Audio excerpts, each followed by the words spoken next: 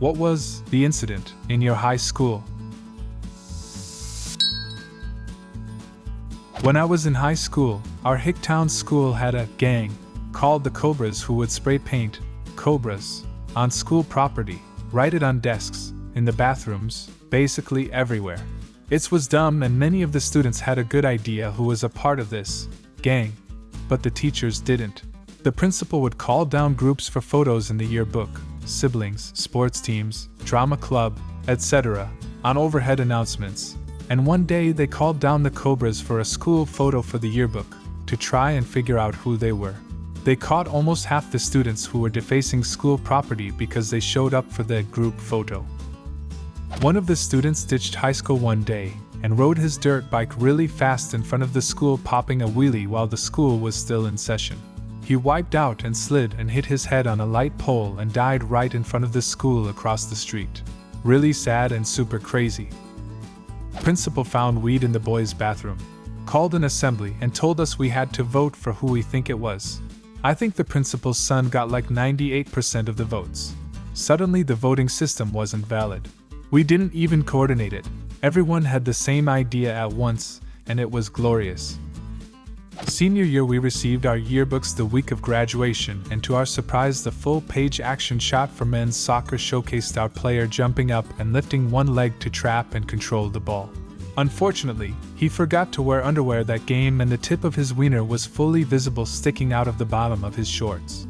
Our school had over 4,000 students, and we were required to bring our yearbook into security to have the dick sharp it over or we would not be able to walk at graduation. The image of school admins having to sharpen the same penis 4,000 times is gold. Today, your job is to color in all the bell ends. There had been rumors since my freshman year about the assistant principal taking a certain special interest in a few of the girls. Almost everyone wrote it off as high school kids starting stupid rumors. Until my senior year, when 4 police officers came in after school and walked him out in cuffs in front of a few hundred students watching a basketball game against another school. He was fucking one of the girls in my grade and selling her oxycodone in the hallways. Got 10 years. My photography teacher fell in love with me at first sight when I was 13. He was the only adult I trusted because my family was abusive, more or less as badly as you think.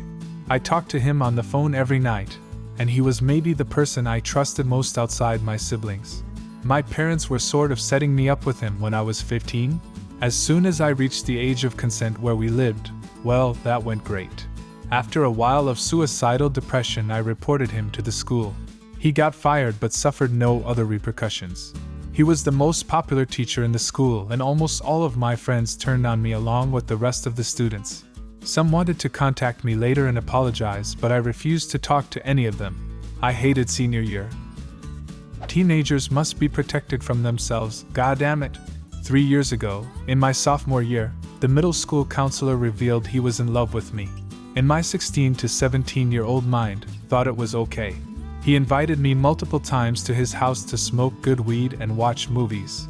I always backed out because something didn't feel quite right. That's when an adult should have protected me. It got to the point he sent me nudes and shit. To this day, never reported him, but I wonder if I'm putting other teenagers at risk when he is still a school counselor. We were all called to an emergency assembly and told a student had died. Her friends were distraught, and even the people who didn't know her went quiet. I think I remember a group of students putting together a type of memorial card. The whole morning was morbid, until the dead girl arrived at school and didn't know what was going on. It was swept under the rug pretty quick. I think they acknowledged they were wrong once but then just went silent about it. During my sophomore year of high school, I was on spring break with my family, and we went out of state to a condo for the week. Great trip. I recommend Virginia to anyone looking for a scenic getaway. When we got back from that vacation and I went to school the next Monday, everyone was staring at me like they saw a ghost. I was an introvert in a public school of about 1,200 kids, so it was unnerving.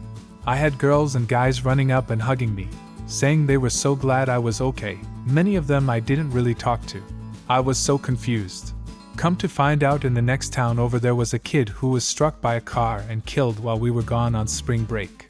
His name was identical to mine, except for one letter in his last name.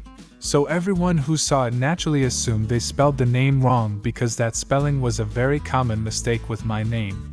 I wouldn't call it the incident for my school, but that day was very memorable and I had to share when I saw your similar story. We had a teacher who was super nice.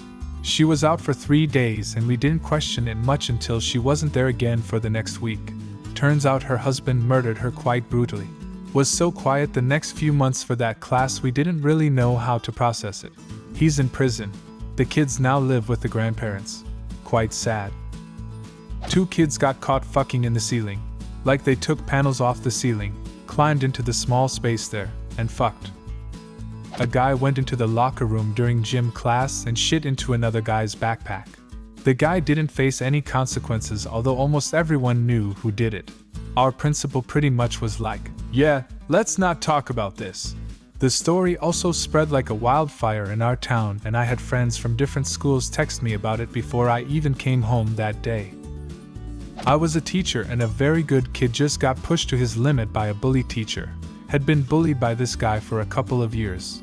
Never did find out what was up with that. So bully teacher says something to the kid, he runs out to his car, grabs a crowbar, and comes in smashing all the glass he encountered. It was safety glass but lots of shards anyway. Tries to go after the teacher to kill him. He got trapped in the library.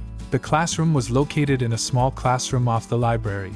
And I was right next door, keeping kids in their seats and unable to go to the bathroom for about 90 minutes. Cops began arriving from all directions since we were right off 2 state highways. State cops, canine cops, etc. Kid destroyed all the beautiful 1940s oak shelving, teacher's desk, anything that would break.